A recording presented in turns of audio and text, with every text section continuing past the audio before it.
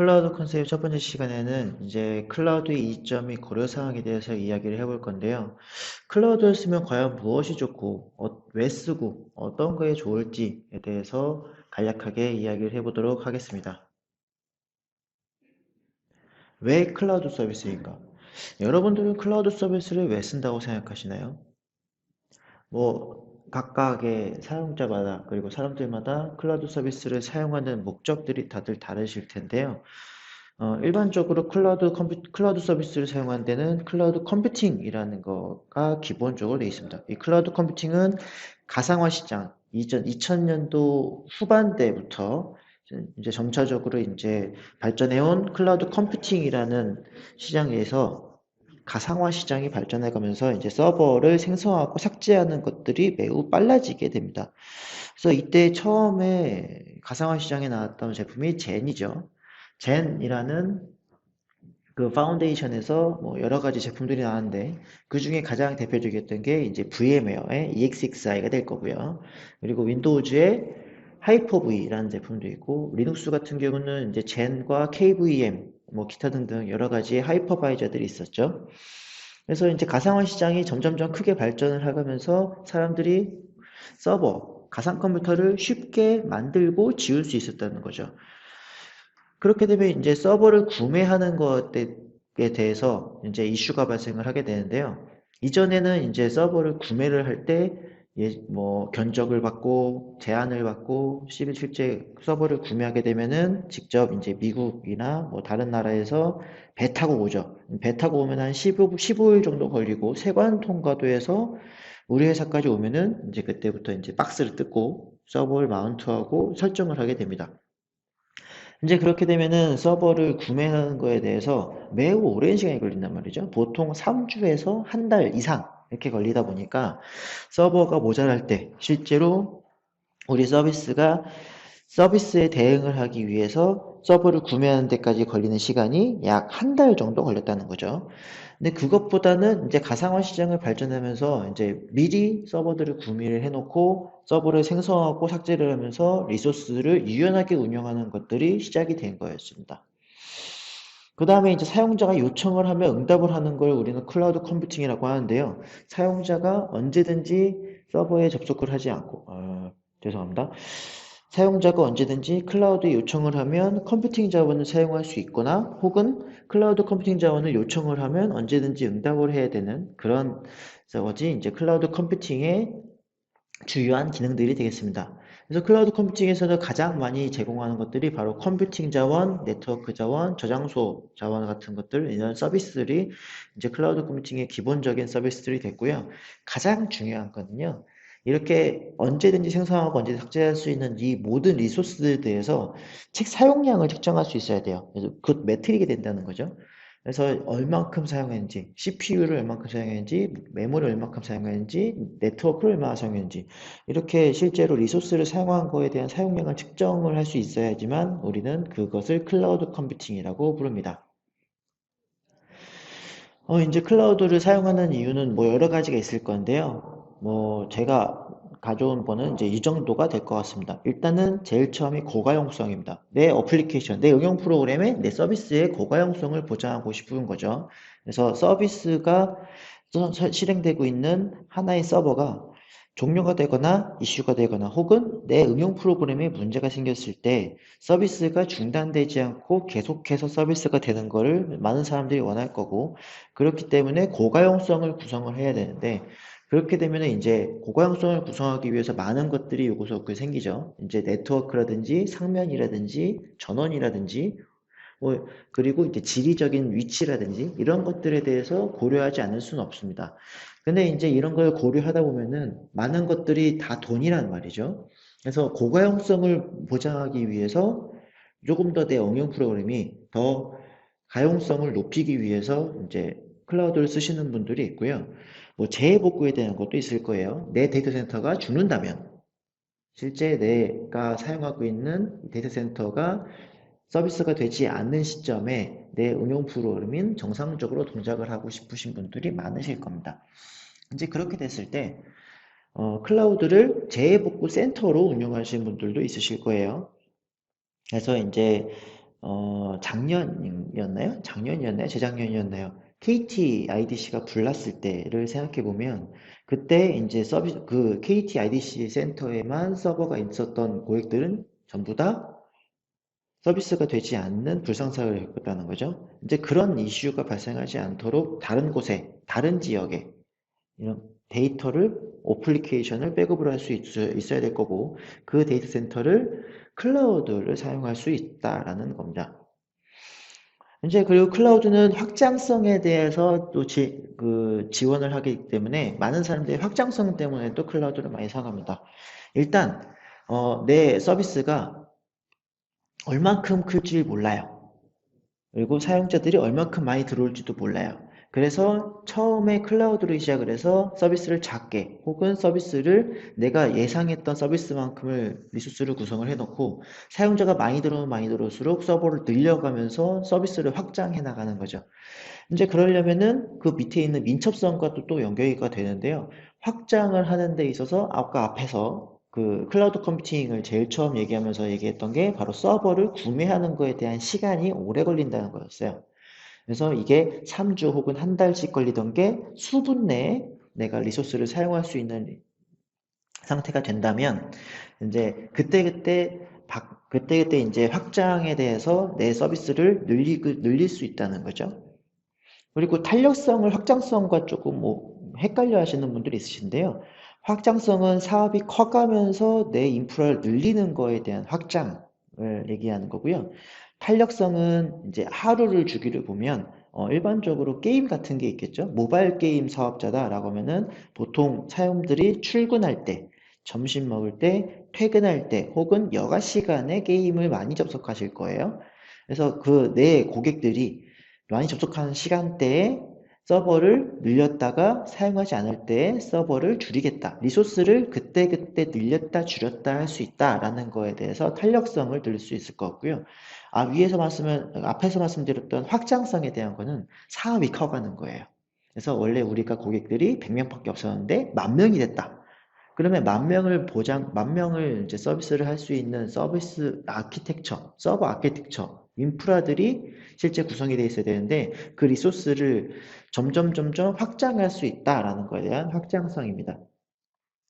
그리고 그 다음에 보안성을 둘 수 있는데요. 이 보안성은 여러분들이 직접 온프레미스 IDC에다가 이제 보안을 구성을 하신다면은 뭐 여러 가지가 있을 거예요. 방화벽도 구성하셔야 되고, IPS, IDS 혹은 백신 또는 이제 디도스 같은 장비들, 와프 이런 것들, 웹 파이어월 같은 것들 이런 것들을 여러분들이 구성하고 직접 운영을 하셔야 될 텐데요. 이게 앞에 있는 고가용성과 재해복구와 또 엮여버리면 이런 장비들이 2배, 3배씩 들어갈 거라는 거죠. 이제 그런 것들을 조금 회피하기 위해서 클라우드를 사용하게 되시면 클라우드 제공사들이 구성해 놓은 보안 장비들 혹은 보안 설정들을 가져다가만 쓸 수 있고 실제 쓴 만큼만 과금을 하면 되기 때문에 보안 장비를 구매하고 보안 장비를 운영할 수 있는 운영 인력을 내가 직접 고용하고 리소스를 구매하고 사용하는 것보다는 저렴하게 구매할 수 있다라는 옵션이 될 것 같습니다. 그리고 이제 유연한 예산 같은 것들이 있겠죠. 확장도 가능하고 탄력적으로 운영할 수 있고 민첩하게 대응을 하다 보니까 여러분들이 예산을 유연하게 움직일 수 있을 거예요. 올해는 사용자들이 작년 대비 많이 늘어났다. 그러면은 실제 클라우드 인프라에 대해 리소스 투자 비용을 더 늘리겠다라는 예산을 줄 수도 있고, 그런데 작년보다 사용자가 많이 줄었어요. 그렇다면은 이제 올해 예산은 작년보다 더 적은 예산을 줄 수도 있겠죠. 이런 식으로 매해 변경하는 예산을 줄 수 있을 것입니다. 예전에 서버를 구매해서 사용하는 때에는 이제 이 유연한 예산에 대한 운영이 쉽지 않았었는데요. 서비스를 어느 정도에서 사용자들 들어올 것이다 라고 예측을 하면 그때 일회성으로 구매를 했기 때문에 이게 서비스가 잘 되면 문제, 안 돼도 문제가 됐던 거죠. 그래서 그런 것들에 대한 예산이 정적으로 운영이 됐었다면 클라우드 컴퓨팅에 오면은 아주 유연하게 예산을 운영할 수 있는 옵션이 될 것이다 라고 할 수 있습니다. 그리고 그 다음으로는 이제 글로벌 분산에 대한 얘기인데요.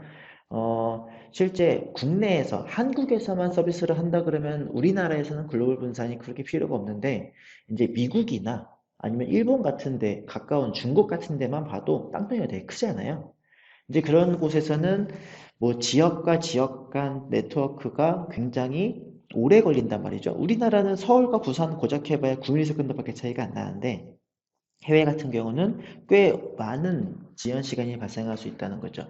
혹은 우리나라에서 이제 서비스를 하다가 이제 일본이나 미국 혹은 유럽 쪽에 서비스를 팔게 됐다. 이제 그렇게 됐을 때도 이제 그 나라, 그 지역의 데이터 센터를 구매를 해서 서버를 임시시키고 관리를 해야 되는데요. 멀잖아요.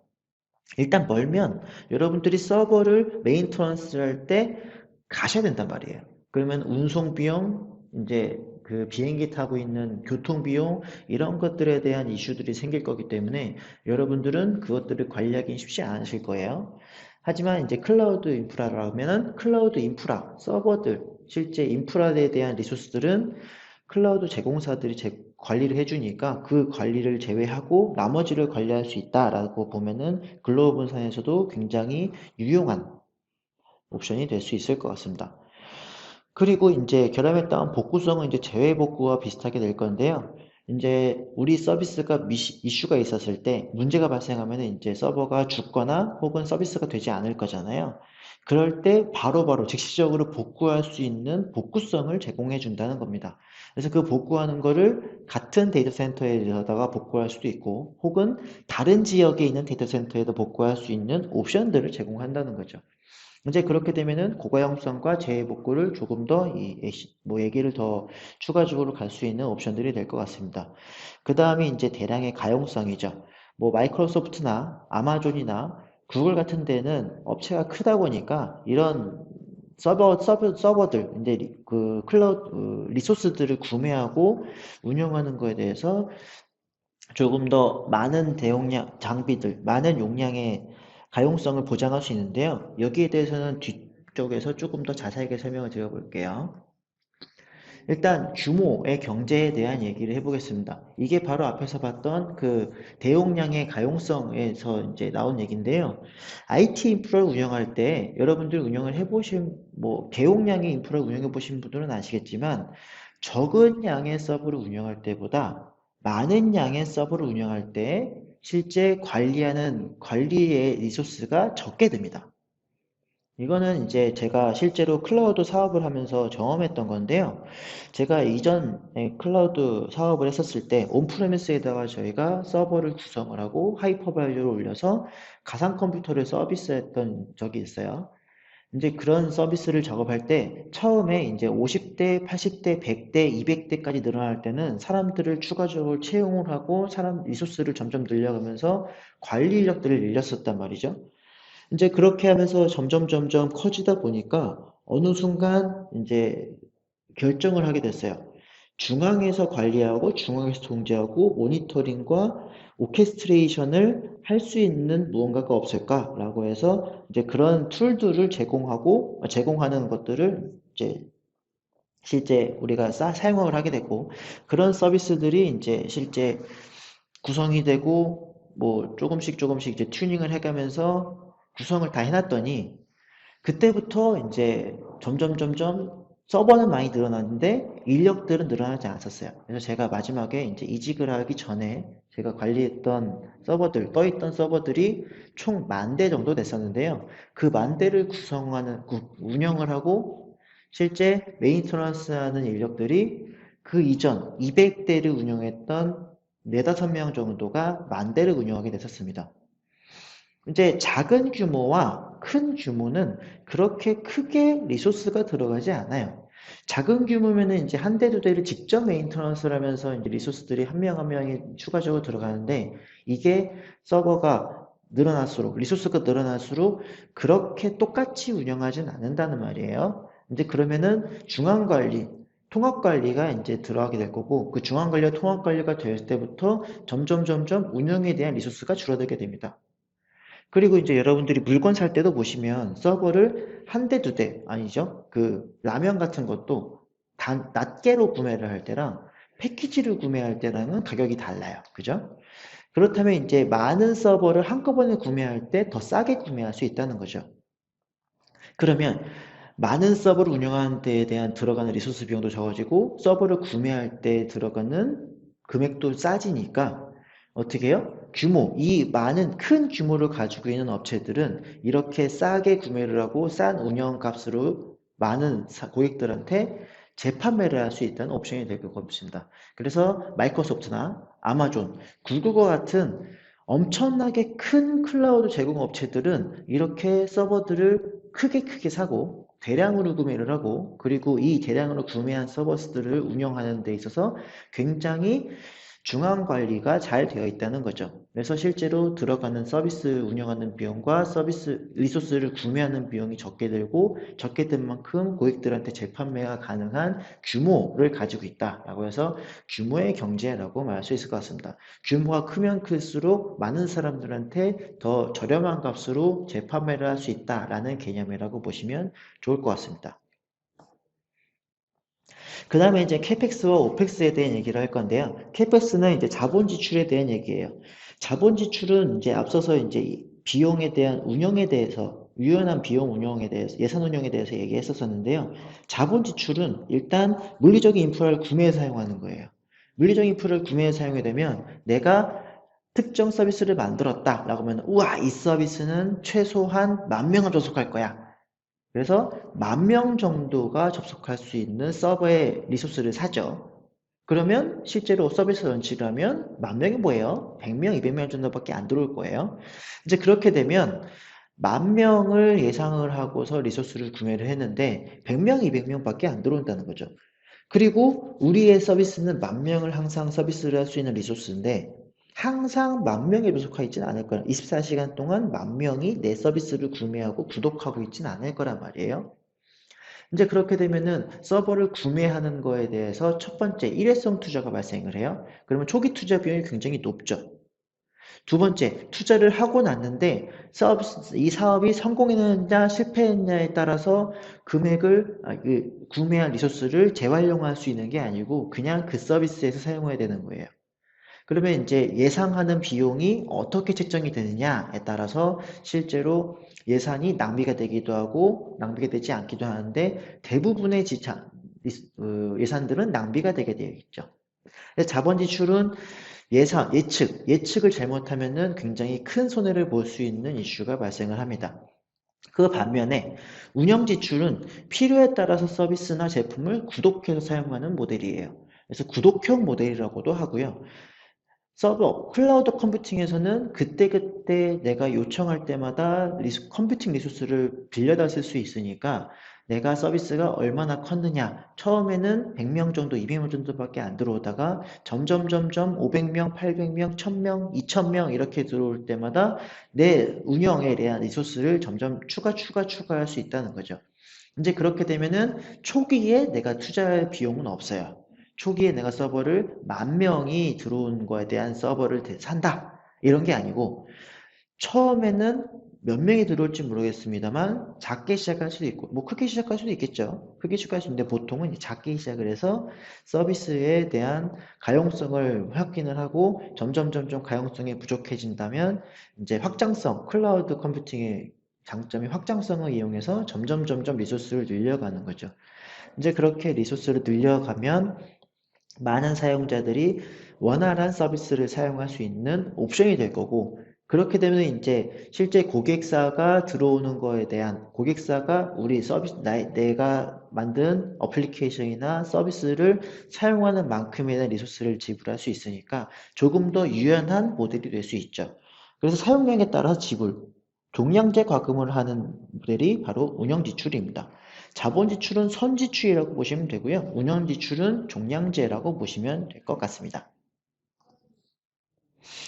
이 종량제를 좀 더 깊이 들어간다면 소비 기반 모델이 될 것 같은데요. 소비 기반 모델은 선결제 비용이 없어요. 그렇겠죠? 내가 사용한 만큼 내는 거니까 내가 그 이동통신에서 얼마를 쓰겠다. 라는 거를 제공하면은 그만큼 내는 거죠. 이 종량제 모델은 우리 사회에서도 굉장히 많이 쓰이고 있어요. 그 중에 가장 대표적인 게 전기, 가스, 수도세죠. 그래서 이런 것들은 내가 사용한 만큼 과금을 하게 되어 있어요. 그래서 사용한 만큼 과금한다는 건 뭐예요? 사용한 만큼, 일정 내가 필요한 만큼, 내가 쓴 만큼만 돈을 내니까 그것보다 더 많은 자원을, 더 많은 리소스를 내가 미리 구매해 놓고 사용하지 않아도 된다라는 거죠. 그래서 이거들은 이제 인프라 쪽까지 확장을 한다면 고가의 인프라 장비를 구매하고 관리할 필요가 없어요. 내가 필요할 때 빌려 쓰고 필요 없으면 반납하면 되는 구매 환경인 거죠. 그래서 필요에 따라서 리소스를 추가 지불하고 적게 지불할 수 있고요. 더 이상 필요하지 않은 리소스에 대해서 사용을 멈춰버리면 더 이상 비용이 나가지 않는 그런 사용한 만큼 결제하는 소비 기반 모델 종량제가 클라우드 컴퓨팅에서 가장 많이 사용되는 모델입니다. 예, 여기까지 이제 첫 번째 시간을 얘기를 해봤는데요. 클라우드에 대해서 조금 감이 잡히시나요? 이렇게 클라우드를 사용하는 것에 대해서 많은 이점이 있는데 제가 보기에는 클라우드를 사용하는 가장 큰 이유는 돈이에요.